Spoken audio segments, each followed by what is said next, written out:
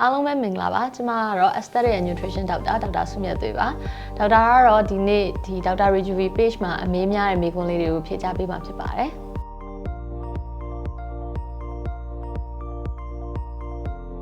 ဒေါက်တာတို့ရဲ့ဒီဒေါက်တာ Rejuve မှာဒီနံပါတ်1 treatment ဖြစ်တဲ့ဒီ Ultra B treatment ပေါ့နော်အမေအများဆုံးကတော့ဒီ Ultra B treatment ဟာဆိုလို့ရှိရင်အားလုံးပဲသိကြတဲ့ HIFU ဆိုတဲ့ဟာနဲ့တဆင့်ပုံမြင်တဲ့ဒီ micro focus ultrasound system ကိုယူပြီးတော့လုပ်ထားတဲ့ HIFU နဲ့ဆင်တူဖြစ်တဲ့ Ultra B treatment ဖြစ်ပါတယ် Ultra B treatment ဟာဆိုလို့ရှိရင်တော့ဒီဘယ်လိုလူတွေနဲ့တင့်တော်လဲဆိုရင်ဒီရေပြားရော့တွဲနေတဲ့လူတွေဒီ fine lines တွေနဲ့ဒီ sagging skin တွေရှိတဲ့လူတွေမှာအထူးတင့်တော်ရပေါ့နော်အဓိက Ultra B ရဲ့လှုပ်ဆောင်ချက်ကတော့ဒီ ultrasound wave နဲ့ဒီ heat ကိုတွားပြီးတော့ဒီရေပြားအောက်ထဲမှာရှိတဲ့ဒီ collagen ကို stimulate လုပ်ပေးတာဖြစ်ပါတယ်အဲ့တော့ဒီ collagen ကို stimulate လုပ်လိုက်တဲ့အခါမှာဒီရေပြားရော့တွဲနေတာတွေကဒီလိုပင့်တင်ပြီးတော့ lifted ဖြစ်လာမယ်ရေပြားတွေကချစ်ချစ်လစ်လစ်လေးနဲ့ပို့ပြီးတော့ tighten skin ဖြစ်လာတဲ့အတွက်ဒီချစ်လစ်ပြီးတော့ပို့ပြီးတော့နုပြိုတဲ့အရေပြားကိုရစေမှာဖြစ်ပါတယ်ဒီ Ultra B မှာဆိုလို့ရှိရင်တော့အရန်အမေးများလုပ်ရင်နာမှာလားဆိုရင်တော့ဒီပုံမှန်အားဖြင့်တော့ဒီ procedure အရာဆိုရင်တော့အမားတို့ကမလုပ်ခင်မှာထုံဆေးလိမ့်ပေးတယ်ထုံဆေးလိမ့်ပြီးတော့မှဒီ Ultra B လေးစာကိုပြစ်တယ်ပေါ့နော်ဒီ HIFU လိုမျိုးပဲ Ultra B ကိုပြစ်တယ်ပေါ့အဲ့ဒီအချိန်မှာတော့ဒီမဆိုးသလောက်လေးတွေဒီတချို့အရေပြားလေးတွေမှာ sensitive ဖြစ်တဲ့နေရာလေးမှာဒီလိုပူတဲ့ဟာလေးတွေတည်နိုင်တယ်အနှဲငယ်လေးနာကျင်မှုလေးတွေတော့ရှိနိုင်တယ်ပုံမှန်အားဖြင့်တော့ဒါကတော့မပြောပါလောက်တဲ့နာကျင်မှုလေးတွေပဲပေါ့နော်ဒီ Ultra B ကတော့ဒီ non invasive procedure ဖြစ်တဲ့အတွက်ဒီနာကျင်မှုတွေကလည်းမပြောပါလောက်တဲ့နာကျင်မှုလေးတွေပဲဖြစ်ပါတယ်အဲဒါကြောင့်မလို့ဒီ Ultra B လုပ်ပြီးတာနဲ့ချက်ချင်းပဲနေ့စဉ်လုပ်နေတဲ့လုပ်ငန်းခွင်ကိုလည်းပြန်ဝင်လို့ရတယ်လုပ်ပြီးတဲ့အချိန်မှာလည်းညနာမှာหนีရဲတာတွေရှောင်းတာတွေကဖြစ်လေလုံးဝမရှိဘူးပေါ့နော်တကယ်လို့ဖြစ်ခဲ့တယ်หนีခဲ့တယ်ဆိုလို့ရှိရင်လည်းဒီနိုင်ပိုင်းအတွင်းလေးမှာပဲပြန်ပြောက်သွားကြတာများပါတယ်အဲ့တော့ဒီ Ultra B မှာနောက်ထပ်အမေးများတာကတော့ဘယ်လောက်ကြာခံမလဲပေါ့ပုံမှန်ဆိုရင်တော့ HIFU တွေကတစ်နှစ်ခွဲခံတယ်ဆိုရင်အမားတို့ရဲ့ဒီ Ultra B treatment ဟာဆိုလို့ရှိရင်တော့တစ်နှစ်လောက်အထိခံကြရအများပါတယ်ဒီ treatment ကဘယ်လောက်တစ်ခါပြန်လုပ်ကြလဲဆိုရင်တော့ပုံမှန်တော့ဒီမှာလုပ်လေးရှိတဲ့သူတွေကတစ်နှစ်ခွဲလောက်တစ်ခါမှာတော့ပြန်လုပ်လေးရှိရယ်ဒီသူကဒီခန္ဓာကိုယ်ရဲ့ collagen ကို stimulate လုပ်ပေးတာဖြစ်တဲ့အတွက်ကြောင့်မို့လို့ဒီလုပ်ပြီးချင်းမှာ20%လောက်တိတာပြီးတော့လုပ်ပြီးတော့1လ2လလောက်နေလို့ရှိရင်တော့ဒီ collagen တွေပို့ပြီးတော့ထွက်လာတဲ့အချိန်ကြလို့ရှိရင်တော့ပို့ပြီးတော့ကောင်းတဲ့ result ပို့ပြီးတော့ဒီအရေပြားလေးကျစ်လစ်သွားမယ်ပို့ပြီးတော့lifted skin လေးတွေပို့ပြီးတော့ရလာမှာဖြစ်ပါတယ်ဒီ Ultra B treatment လုပ်ရင်နာမာလားလို့မေးလေးရှိကြရပေါ့နော်နာမာလားဆိုရင်ပုံမှန်အားဖြင့်တော့ဒီဟာကnon invasive procedure ဖြစ်တဲ့အတွက်ပုံမှန်အားဖြင့်နာလေးမရှိဘူးတကယ်လို့နားရဲဆိုရင်လည်းမပြောပါလောက်တဲ့နာကျင်မှုလေးပေါ့နော်လုပ်တဲ့အချိန်မှာထုံဆေးအရင်ဆုံးလိမ့်ပြီးတော့မှလုပ်ပေးမှဖြစ်တဲ့အတွက်ကြောင့်မို့လို့ဒီနာမယ်ဆိုလဲဒီ sensitive အရန်ဖြစ်တဲ့နေရာလေးတွေမှာတော့မဆိုးစလောက်နာကျင်မှုလေးတွေနည်းနည်းပူတာလောက်လေးတွေတော့ရှိနိုင်တယ်ပေါ့နော်ပြီးတော့ဒီ treatment ဟာဆိုလို့ရှိရင်ဒီ collagen ကို stimulate လုပ်ပေးတာဖြစ်တဲ့အတွက်လုပ်ပြီးတဲ့အချိန်ကနေပြီးတော့1လ2လလောက်ဆိုရင်ပိုပြီးကောင်းတဲ့ result ကိုရမယ်ပေါ့နော်လုပ်တဲ့အချိန်မှာဒီ20%လောက်တိတာသွားရဲဆိုရင်ပိုပြီးကောင်းတဲ့ result ကတော့1လ2လလောက်ဆိုရင်ရလာမှာဖြစ်တယ်ဒီပုံမှန် HIFU တွေရာဆိုလို့ရှိရင်6လကနေတစ်နှစ်ခွဲလောက်ထိခံနေဆိုရင်တော့ဒီ Ultra B treatment ဟာဆိုရင်တစ်နှစ်ခွဲကနေ2နှစ်လောက်အထိတော့အေးဆေးခံတာမို့လို့ဒီမှာအလုပ်လည်းများကြတယ်ဟိုကြိုက်လဲကြိုက်ကြတယ်ပေါ့နော်ဆိုတော့ဒီမှာလုပ်တဲ့လူအကုန်လုံးကတော့ဟိုပုံမှန်ဆိုရင်တစ်နှစ်ခွဲလောက်ဆိုရင်တော့ပြန်လုပ်လေးရှိကြပါတယ်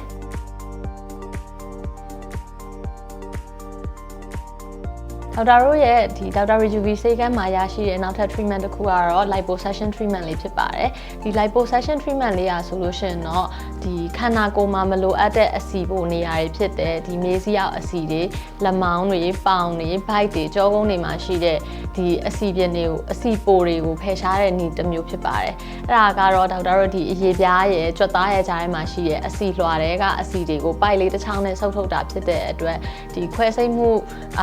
ဒီ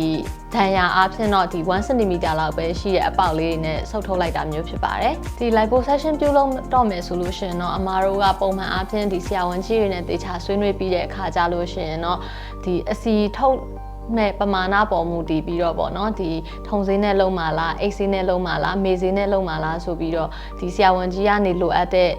ဒီ procedure တွေလုပ်ပြီးတော့မှတေချာဆွေးနွေးတိုင်ပင်ပြီးလုပ်ပေးတယ်ပေါ့လုပ်ပြီးတဲ့အခါမှာနာမှာလုံးနေတဲ့အချိန်မှာတော့နာတာကိုသိလိုက်မှာမဟုတ်ပါဘူးလုပ်ပြီးတဲ့အချိန်မှာတော့ down time အပြင်တချို့ကတော့ဒီရက်ပိုင်းလေးတစ်ရက်နှစ်ရက်နည်းနည်းနာတတ်တယ်တချို့ကျတစ်ပတ်လောက်ထိနာတာမျိုးရှိတတ်တယ်ပေါ့နော်အဲ့ဒါလေးတွေအကုန်လုံးကလည်းဒီpain killer လေးတွေပေးရင်းနဲ့နာတတ်တဲ့သူဆိုလို့ရှင်လည်းသိမနာတော့ပါဘူးပုံမှန်အားဖြင့်တော့တချို့ဆိုဒီတစ်ရက်နှစ်ရက်နာပြီးရင်တော့အလုပ်ပြန်သွားကြတာဖြစ်တဲ့အတွက်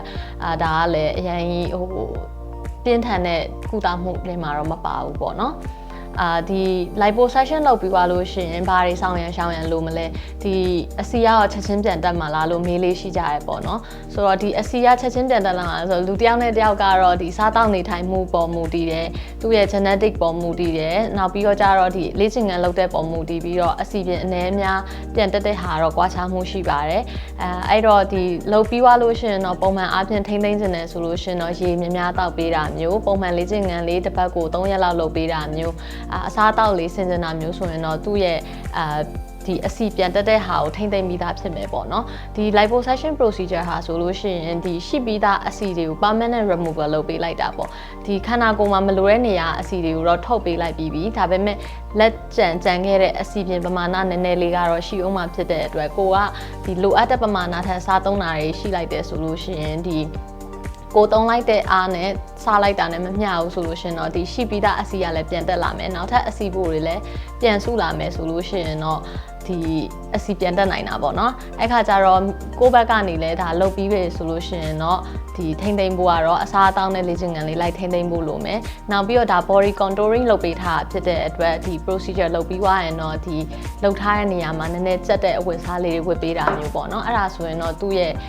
ပုံလေးတွေပို့ပြီးတော့လှလှပပထွက်လာမှာဖြစ်ပါတယ်ဒီ liposuction treatment လုပ်ပြီးရင်တော့ဆောင်ရန်ရှောင်ရန်လေးတွေကတော့အဓိကအားဖြင့်ဒီ body contouring procedure ဖြစ်တဲ့အတွက်ဒီလှုပ်ထားတဲ့နေရာလေးတွေမှာကိုကျက်အင်ကြီးလေးတွေဝတ်ပေးတာတို့ဘိုက်စီးလေးတွေလက်မောင်းစီးလေးတွေဝတ်ပေးတာမျိုးတော့လုပ်ပေးဖို့လိုပါတယ်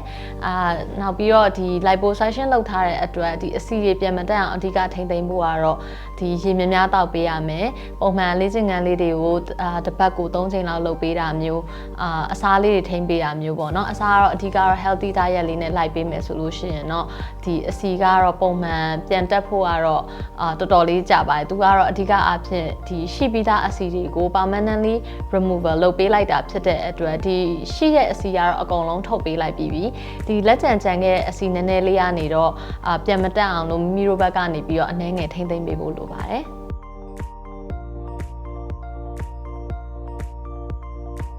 ဒီဒေါက်တာ Rejuve ဆေးကန်းရဲ့ဒီနာမည်ကြီး treatment တွေကတစ်ခုဖြစ်တာကတော့ tattoo removal treatment မှာဒီ tattoo ကတော့ခန္ဓာကိုယ်မှာအစတော့ကတော့ကြိုက်လို့ထိုးထားကြတယ်ဒါပေမဲ့ဒီတစ်ချိန်မှာတော့ကိုယ်မကြိုက်တော့တဲ့အချိန်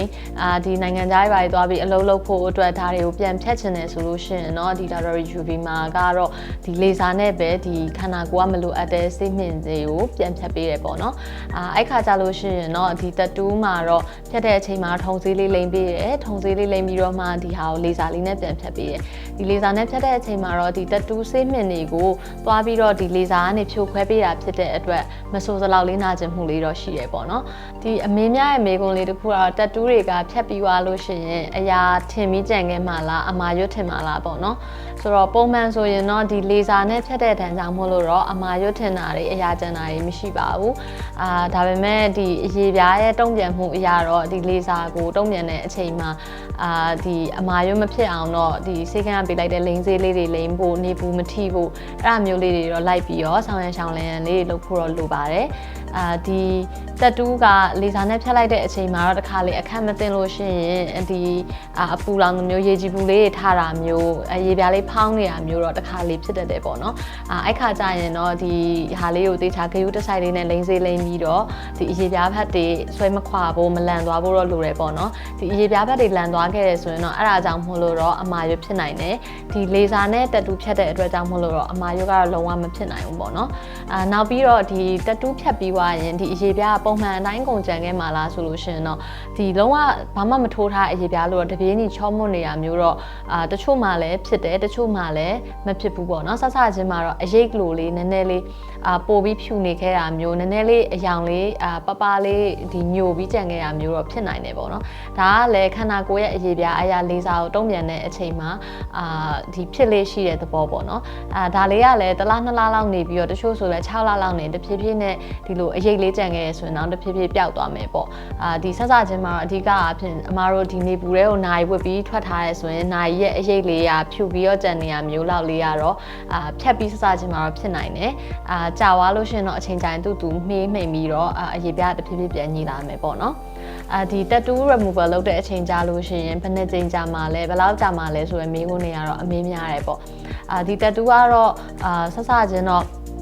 ထိုးရင်တော့တစ်ချိန်နဲ့ပြီးရပေါ့နော်ဒါပေမဲ့တကယ်တမ်းဖြတ်တဲ့အချိန်ကြာရင်တော့တစ်ချိန်နဲ့တော့မပြီးနိုင်ပါဘူးဒီခန္ဓာကိုယ်မှာဒီဆေးမြင်ရောင်တွေကိုစုပ်ယူထားတဲ့အတွက်ကြောင့်မို့လို့ဒီလေဆာနဲ့ဖြိုခွဲပေးလိုက်တဲ့အချိန်မှာခန္ဓာကိုယ်ကနေသိမ်းထားတဲ့ဆေးမြင်တွေအကုန်နဲ့အထိဖြတ်ပေးဖို့လိုတဲ့အတွက်ကြောင့်မို့လို့6ချိန်ကနေ10ချိန်အနည်းဆုံးကြာတတ်ပါတယ်ဒီဟာလေးတော့စိတ်ရှိရှိနဲ့ဖြတ်ပေးမယ်ဆိုရင်တော့တဖြည်းဖြည်းမှိန်ပြီးတော့ပျောက်လာပါလိမ့်မယ်ရှင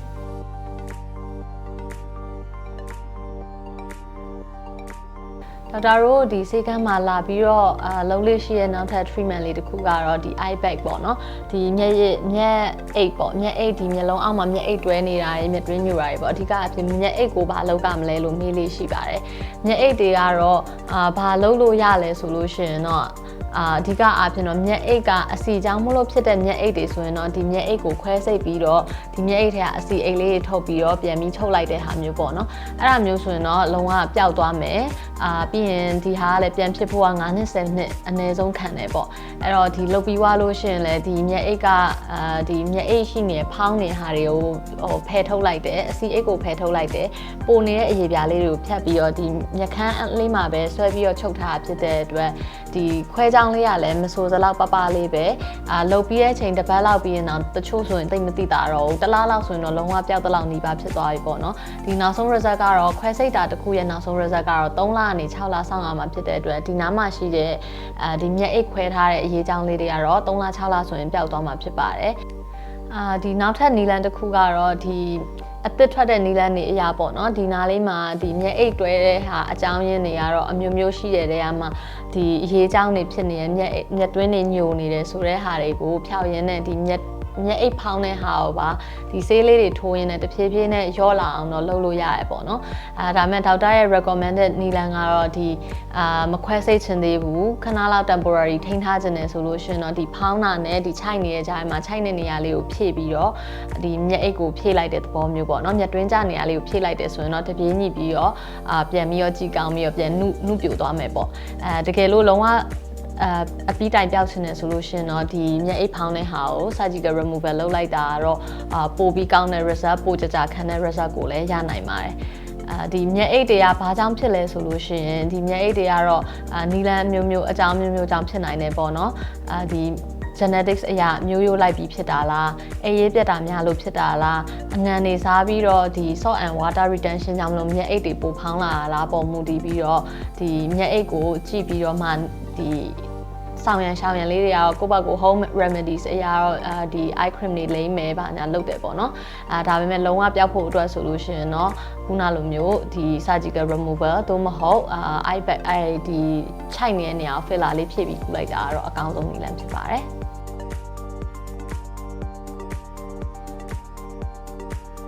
ဒီဒေါက်တာကိုမေးခွန်းနေအမေးများတဲ့တဲမှာဒူးကောင်းနေဘာကြောင့်မဲတာလဲပေါ့ဒူးကောင်းနေဘာကြောင့်မဲရလဲဆိုတော့ပုံမှန်အားဖြင့်တော့အားလုံးသိကြတဲ့အတိုင်းပါပဲဒီပုတ်တိုင်းမှုတွေများတယ် pressure points တွေဖြစ်တဲ့အတွက်ဒူးထောက်တာတွေလောက်တာများတဲ့အချိန်မှာဒီအရေပြားထူလာပြီးတော့ဒီပုတ်တိုက်တဲ့ဒဏ်ကြောင့်မို့လို့မဲလာတယ်ပေါ့နော်အဲ့ဒါကြောင့်လည်းဖြစ်နိုင်တယ်တချို့ကတော့ genetics အားဖြင့်ဒီတထောင်စစ်တွေဒူးကောင်းနေဒီလိုမဲတတ်တဲ့သူတွေရှိရယ်နောက်တစ်ခုကတော့ဒီဒါပြင်ပဟာတွေပေါ့နောက်တစ်ခုကတော့ဒီခန္ဓာကိုယ်မှာဆိုရင်တော့ဒီ ယောဂဖြစ်လို့ဒီဟော်မုန်းအပြောင်းလဲကြောင့်မို့လို့ဒူးကောင်းတွေမဲလာတာမျိုးရှိရဲဂျိုင်းတွေတောင်စစ်တွေမဲလာတာမျိုးရှိရဲနောက်ထပ်တစ်ခုကအရေပြားယောဂတွေမှာတစ်ခုခုဖြစ်ပြီးသွားတယ်အနာဖြစ်ပြီးသွားမဲပြီးကျန်တာမျိုးရှိရဲနောက်အထူးသဖြင့်ဒူးကောင်းဆိုတော့ကျွန်တော်တို့ချော်လဲတဲ့တို့ဒဏ်ရာရတာတို့ဖြစ်လို့ရှိရင်ဒဏ်ရာရပြီးမပြောက်ဘဲနဲ့အဲ့ဒဏ်ရာကနေပြီးတော့မဲပြီးကျန်ခဲ့တာမျိုးရှိရဲပေါ့နော်ဆိုတော့ဒီအဓိကအဖြစ်ပိုးတိုင်းမှုတွေကြောင့်ဖြစ်လာတဲ့ဒူးကောင်းမဲတဲ့ဟာတွေဆိုလို့ရှိရင်ဒီဘယ်လိုလောက်ကမလဲပေါ့ဘယ်လိုလောက်ကမလဲဆိုလို့ရှင်တော့အိမ်မှာတော့ကိုကတော့ဒီ AHA BHA ပါတဲ့ lotion လေးလိမ့်နဲ့ exfoliate လုပ်တယ်ပေါ့ဒါပေမဲ့အဲ့ဒါတွေဆိုလို့ရှင်တော့ဖြည်းဖြည်းချင်းပဲတက်တာမယ်ဒါမှမဟုတ်ပိုမဆိုးလာပဲရှိမယ်ပေါ့အဲ့တော့ဒီရှိပြီးသားအမဲတွေကိုဒီပိုပြီးကောင်းတဲ့ result ပျောက်ချင်တယ်ဆိုလို့ရှင်တော့ဒေါက်တာတို့ဆေးကမ်းမှာဆိုလို့ရှင် treatment တွေကတော့ဒီ laser နဲ့ဒီ coloration ကို short ပေးတယ်ဒီမဲတဲ့ဟာတွေကို hyperpigmented area တွေကိုပို့ပြီးတော့whitening ရ effect ရအောင်လို့ laser နဲ့ short ပေးရရှိမယ်နောက်ထပ်တစ်ခုကတော့ဒီ chemical peeling ပေါ့နော်ဒီ chemical peeling နဲ့ဒီ acid အပျော့လေးနဲ့သူကဒီဒူးကောင်းမှာရှိရဲ့အရေပြားထုနေတဲ့ဟာတွေကို short ပေးပြီးတော့ဒီ coloration အရောင်တွေကို short ပေးရပေါ့ဆိုတော့ဒီနီလန်နှစ်ခုနဲ့တော့ဒေါက်တာရိုစီမှာတော့လုပ်လေးရှိပါတယ်ဘယ်နှကြိမ်လုပ်ရမလဲဆိုလို့ရှိရင်တော့ပုံမှန်အားဖြင့်တော့ဒီဒူးကောင်းရဲ့မဲတဲ့ပေါ်မှုတည်တယ်ဒီခန္ဓာကိုယ်ရဲ့ဒီ response ပေါ်မှုတည်ပြီးတော့တယောက်နဲ့တယောက်အကြိမ်ကြီးကွာခြားတာတော့ပုံမှန်အားဖြင့်4ကြိမ်6ကြိမ်10ကြိမ်တော့လုပ်ရလေးရှိပါတယ်ဖြန်းမြလုပ်ကတော့ဒီမှာတော့5ကြိမ်6ကြိမ်ကတော့လုပ်လေးရှိကြပါတယ်